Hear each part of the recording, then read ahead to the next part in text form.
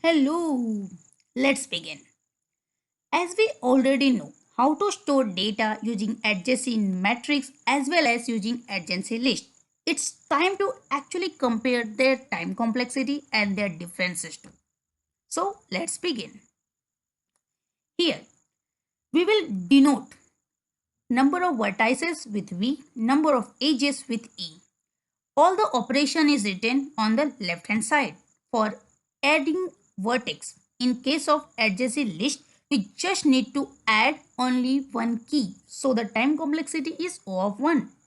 But in case of adjacent matrix, we need to add one row as well as one column in matrix. So the time complexity will be O of V square, where V is the number of vertices.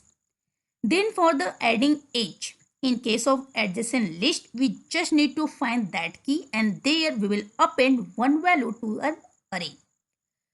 And in case of adjacent matrix, the again adding edge is very easy. We just have the time complexity of O of 1 as we already have the number of row and number of column ready with us.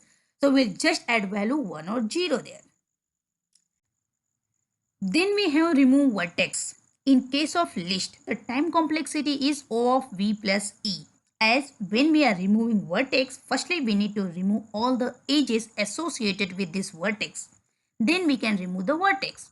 So firstly we will go through all the keys and there we will check is there any connection existing. So if there is existing any connection, we will remove it first and then at the end we will remove that vertex. So the time complexity is O of V plus E. But in case of matrix, the time complexity is O of V squared. So to remove a vertex, we need to remove the whole row along with the whole column. Then we have the remove edge. In case of list, we have O of E. So as the number of edges will go on increasing, the time complexity will go on increasing. But here in matrix, we have the time complexity is O of 1. As we just need to remove only 0 or 1 from the matrix, so it is easy. When we are talking about searching, at that time, in case of list, we have O of V plus E. That means we need to search inside each and every key. Then only we will come to know whether the connection exists or not.